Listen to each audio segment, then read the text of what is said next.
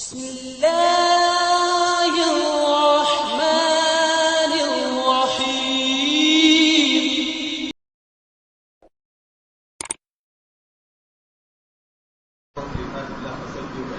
جی بتا سوال تو آپ نے سن لیا ہوگا کہ شیعہ حضرات خلفائے ثلاثہ کو نہیں مانتے اور حضرت علی رضی اللہ تعالیٰ عنہ کو خلیفہ بلا فصل شمار کرتے۔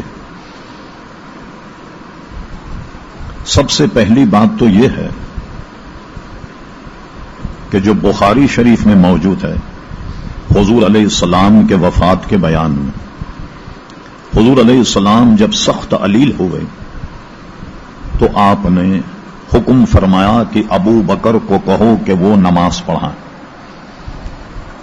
اور کبھی حضور علیہ السلام کی طبیعت سنبھل جاتی تو ایک حدیث شریف میں ہے کہ دو صحابہ کرام کے کندھوں پر اس طریقے سے وزن ڈال کر حضور علیہ السلام نماز پڑھانے کے لیے آئے۔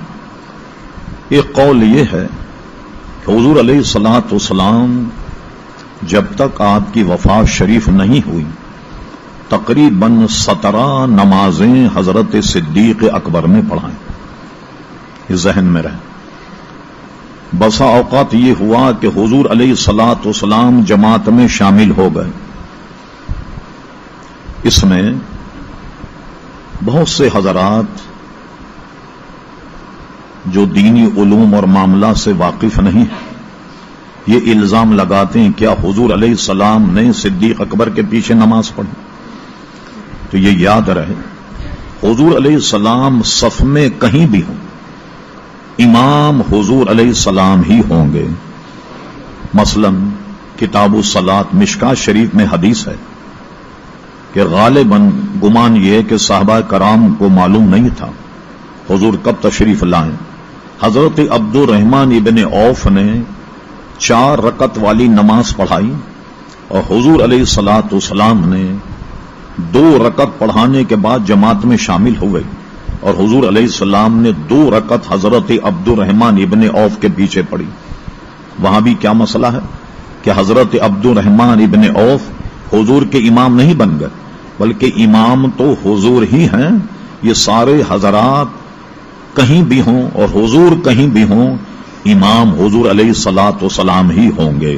ایک بات، جب صدیق اکبر نے حضور علیہ السلام کی موجودگی میں نماز اور جماعت کی امامت کی تو حضرت صدیق اکبر کے لیے جب یہ کہا گیا کہ حضرت ابوبکر صدیق رضی اللہ عنہ کو خلیفہ نامزد کیا جائے اور مہاجر و انصار ان کے ہاتھ پر بیعت کریں، تو ہماری معتبر کتابوں میں یہ جملہ موجود ہے کہ حضرت علی نے یہ فرمایا جب دین کے اتنے اہم معاملے میں جس کو نماز کہتے ہیں جب حضور نے انہیں امام متعین کر دیا تو دنیاوی معاملات میں ان کو امام ماننے میں کیا حرج؟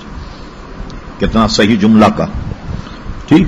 اور صدیق اکبر کے ہاتھ پہ سب نے بیعت کی، خود حضرت علی رضی اللہ عنہ نے بھی حضور علیہ السلام کے ہاتھ پر بیعت کی۔ ایک بات یہ لوگ یہ کہتے ہیں کہ حضور علیہ السلام نے حضرت علی کو وصیت کی تھی کہ آپ میرے بعد خلیفہ بنیں۔ اب آئیے، شیعہ حضرات کی معتبر کتاب ہے حیات القلوب، 3 جلدوں پر مشتمل ہے، الحمدللہ ہمارے پاس موجود ہے۔ اس میں یہ روایت موجود ہے، کسی نے حضرت علی سے پوچھا کیا حضور علیہ السلام نے اپنے وفات سے پہلے تمہارے خلیفہ ہونے کی وصیت کی تھی؟ حضرت علی نے منع کیا، کہا بالکل درست نہیں ہے، اگر حضور میرے لیے وصیت فرماتے تو میری کیا مجال تھی، کیونکہ مسند خلافت بیٹھ جاتا، میں تو اپنا حق چھین لے۔ مگر حضور نے ایسا اس لیے نہیں کیا کہ خلافت ایک برادری میں کہیں سمو کر کے نہ رہ جائے۔ یہ تو خود آپ کی کتاب میں موجود ہے حیات القلوب میں، حضور نے اپنی زندگی میں کسی کو خلیفہ متعین نہیں کیا، لیکن یہ بات متحقق ہے کہ صدیق اکبر کو امام متعین کی